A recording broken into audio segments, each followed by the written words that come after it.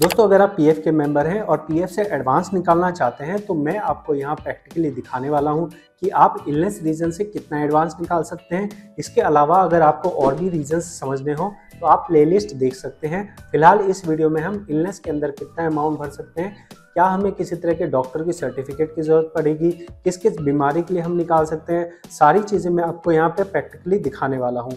तो आप सामने अपनी स्क्रीन पे देख सकते हैं कि यहाँ पे हम फॉर्म 31 पे आए हैं। अगर मैं यहाँ पे फॉर्म 31 सेलेक्ट करता हूँ तो आगे चल के मुझे पूछता है कि आपको किस रीज़न से निकालना है।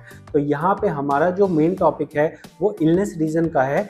यहाँ आप देख लीजिए, इलनेस रीज़न के आगे लिखा हुआ है claim approve with in 1 month. तो पहला नियम तो ये समझ लीजिए कि इलनेस रीजन में आप 30 दिन में एक ही बार निकाल सकते हैं। तो ये वाला अभी रेड में आ रहा है, आप अगर खोलोगे तो आपको इसी तरह से व्हाइट में नजर आएगा, जैसे यहाँ पे बाकियों में नजर आ रहा है व्हाइट ऑप्शन। ठीक है, ये समझ गए कि इलनेस रीजन जो है हम 30 दिन में एक बार निकाल सकते हैं।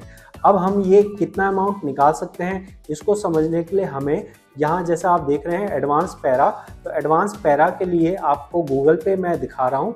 गूगल पे मैंने सर्च किया है पीएफ एडवांस रूल्स। जो भी मैं कह रहा हूँ वो विद प्रूफ कह रहा हूँ, क्योंकि यूट्यूब पे आधे से ज़्यादा जानकारियाँ फर्जी हैं, इसलिए जो मैं कहता हूँ वो दिखा के प्रूफ के साथ दिखाता हूँ। तो ये जो डॉक्यूमेंट है ये पीएफ ऑफिस का डॉक्यूमेंट है। इस डॉक्यूमेंट पे लिखा हुआ है कि किस रीजन से हम कितने बार निकाल सकते हैं, क्या क्या हमें डॉक्यूमेंट रिक्वायर्ड है। जैसा आप यहाँ देख सकते हैं डॉक्यूमेंट रिक्वायर्ड, तो इसके अंदर में हम अगर इलनेस वाला रीजन सेलेक्ट करते हैं तो हमें देखने को मिलता है यहाँ पे ये हमें ऑप्शन दिखाई दे रहा है। तो इलनेस रीजन में यहाँ ना केवल आपके इलनेस के लिए बल्कि आपकी फैमिली के इलनेस के लिए भी आप यहाँ पे एडवांस ले सकते हैं। यहाँ पे डॉक्यूमेंट पे कह रहा है कि डॉक्टर का सर्टिफिकेट चाहिए एंड एम्प्लॉयर का साइन चाहिए उसके ऊपर। तो क्या हमें कोई इसी तरह का सर्टिफिकेट लगाना होता है?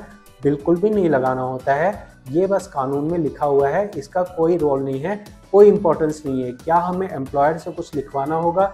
बिल्कुल कुछ नहीं लिखवाना होगा। जैसा मैंने आपको कहा है कि मैं जो कह रहा हूँ आपको डेमो के साथ कह रहा हूँ। यहाँ आप देख लीजिए, ये एक्चुअल में फॉर्म जो भरा जाता है वो है। यहाँ पे आपको कहीं पे भी कोई अटैचमेंट लगाने के लिए नहीं कहा जा रहा है, आप सिर्फ अपना रीजन सेलेक्ट करेंगे और यहाँ पे आपको अमाउंट भरना होगा। ठीक है, हम यहाँ पे नेक्स्ट पॉइंट देखते हैं कि भाई हम कितने बार अप्लाई कर सकते हैं। तो यहाँ अगर आप देखेंगे तो यहाँ पे NA लिखा है। NA का मतलब है कि आप कितने बार भी अप्लाई कर सकते हो। आप यहाँ नीचे देख रहे हैं यहाँ 3 लिखा है, मतलब क्या हुआ कि आप 3 बार अप्लाई कर सकते हो, लेकिन इलनेस के आगे NA लिखा है। NA का मतलब क्या हुआ कि आप कितने बार भी अप्लाई कर सकते हो। क्योंकि यहाँ NA है कितने बार भी अप्लाई कर सकते हो, तो लोग क्या करते थे, अंधाधुंध फॉर्म भरते थे कि एक बार हमने अप्लाई कर दिया इलनेस का, 2 दिन बाद फिर से इलनेस का फॉर्म डाल दिया, फिर से 5 दिन बाद फिर से इलनेस का फॉर्म डाल दिया। तो ऐसे लोग बार बार फॉर्म ना भरें, क्योंकि बैलेंस होता नहीं था और रिजेक्ट करने में भी टाइम लगेगा। तो इसलिए पीएफ ऑफिस ने ऐसा सिस्टम डाल दिया कि भाई किसी आदमी का एक बार फॉर्म पास हो जाए उसके 30 दिन बाद ही वो इलनेस का फॉर्म भर सकता है। इतना समझ आ गया? इलनेस रीजन में हम 30 दिन में एक बार भर सकते हैं। आप चाहें तो हर 2 महीने पे, हर 3 महीने पे भर सकते हैं, लेकिन मेरी सलाह होगी कि ऐसा ना कीजिए। ठीक है, फिर हम नेक्स्ट पॉइंट देखते हैं कि भाई हमें कितना अमाउंट मिलेगा। तो अमाउंट के लिए यहाँ पे कंडीशन दे रखी है कि आप या तो 6 महीने की सर्विस जितने आपकी, या तो आप 6 महीने में जितने आपके वेजेस हुए हैं उतना निकाल सकते हैं, या फिर जो आपका एम्प्लॉय शेयर है विद इंटरेस्ट आप वो निकाल सकते हैं। इन दोनों में से जो कम होगा वो आपको मिलेगा। अब मैंने ये कह दिया, जबकि मैंने आपको प्रॉमिस किया है कि जो मैं कहूँगा वो आपको एग्जाम्पल के साथ दिखाऊंगा। तो इसको समझने के लिए आपको अपनी पीएफ की पासबुक खोलनी पड़ेगी। जैसा कि मैं यहाँ आपको दिखा रहा हूँ कि ये पीएफ की पासबुक है। इसमें आप समझिए कि 2 बातें कही गई हैं। पहली बात कही गई थी कि 6 महीने की सैलरी, तो 6 महीने की सैलरी आपको ऐसे देखनी है कि जैसे ये 2023 है तो 2023 में यहाँ 2 महीने हैं। आप पिछला साल खोलेंगे 2022 का, उसमें आपको 4 महीने और मिल जाएंगे। तो आप यहाँ पे देख लीजिए कि आपके टोटल ईपीएफ वेजेस कितने हैं। ये जो वेजेस है, वेजेस का आप टोटल कर लेंगे। अब एक एग्जांपल के लिए मैं कह रहा हूँ कि ये वेजेस का टोटल मान लेते हैं 96,000 रुपये हो गया। ठीक है, उसके बाद आपको देखना है एम्प्लॉय शेयर, जो आपका क्लोजिंग बैलेंस है वो। तो एम्प्लॉय शेयर में यहाँ पे 18,800 लिखा है। तो आप ये देखो कि ये वाला बैलेंस या फिर ये वाला बैलेंस, जो भी कम होगा वो मिलेगा।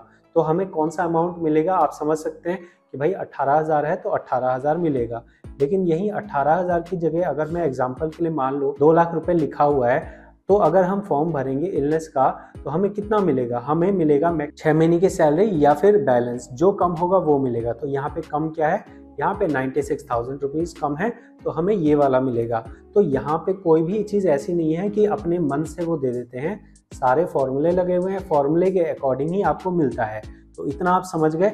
अब हम बात करते हैं कि ये तो हम समझ गए कि हमें मिलना कितना है, अब हमें भरना कितना है ये बताइए। तो भरना यही है कि जैसे मान लो कि यहाँ 2 लाख रुपए लिखा हुआ है और आपको चाहिए 96,000 रुपये, या आपको चाहिए 80,000 रुपये, या आपको चाहिए 50,000 रुपये। तो जितना आपको चाहिए उतने रुपए का आप फॉर्म भर दीजिए। कहाँ पे आप भरेंगे?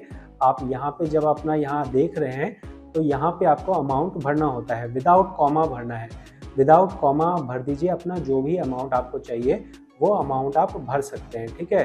तो आप अगर मान लो यहाँ वहाँ पे जैसे अभी बैलेंस है 18,800, अगर सर मैंने 19,000 भर दिया तो क्या मेरा ये फॉर्म रिजेक्ट हो जाएगा? नहीं, फॉर्म रिजेक्ट नहीं होगा। ये जो फॉर्म हम भर रहे हैं इसको क्या कहा जाता है, मैं आपको दिखा देता हूँ। इसको कहा जाता है क्लेम फॉर्म। तो हम ना एक तरह से क्लेम कर रहे हैं कि हमें इतना पैसा चाहिए। अब इस क्लेम में से जितना अमाउंट उनके फॉर्मूले के हिसाब से बनता होगा वही आपको दिया जाएगा। तो यहाँ पे आपको मैंने क्लियर कट समझाया है कि अगर आपको इलनेस रीजन से अप्लाई करना है तो आपको कितना अमाउंट मिलेगा, आपको कोई डॉक्यूमेंट लगाने की ज़रूरत नहीं है। आपको कौन सा अमाउंट देखना है, इसमें सिर्फ और सिर्फ एम्प्लॉय शेयर देखना है, एम्प्लॉयर वाला शेयर आपको नहीं मिलेगा। जैसा कि आप फॉर्मूला देख रहे हैं यहाँ पे लिखा है एम्प्लॉय शेयर विद इंटरेस्ट, ठीक है, employ share plus employer share. तो आप समझिएगा कि टोटल आपको निकाल सकते हैं, लेकिन यहाँ पे एम्प्लॉय शेयर लिखा है। तो इसमें अगर आपको एडवांस के लिए अप्लाई करना है तो एम्प्लॉय शेयर में जो बैलेंस है सिर्फ आप उतना ही निकाल सकते हैं। तो ये वीडियो आपको कितनी समझ आई? 10 में से इस वीडियो को कितने नंबर देंगे ज़रूर बताएं। और अगर आपको ये देखना है कि फॉर्म कैसे अप्लाई किया जाता है तो आप मेरी अगली वीडियो देख सकते हैं। इसके अलावा अगर आपका कोई भी डाउट हो तो प्लेलिस्ट में जाइए, वहाँ जाके आप एक एक वीडियो को अपने मुताबिक देख सकते हैं। और आपको अगर पर्सनल कंसल्ट की ज़रूरत हो, पेड एडवाइस चाहिए हो तो आप मुझे व्हाट्सएप पे कांटेक्ट कर सकते हैं, जिसमें मैं आपके लिए फॉर्म भी अप्लाई कर सकता हूं। और अगर आपका कोई डाउट होगा तो अपॉइंटमेंट ले लीजिए, और अपॉइंटमेंट लेके आपको मैं प्रॉपर टाइम दूंगा और उसमें आप अपना जो भी डाउट हो वो पूछ सकते हैं। तो मिलते हैं आपसे अगली जानकारी भरी वीडियो में। इस वीडियो में इतना ही। बहुत बहुत धन्यवाद।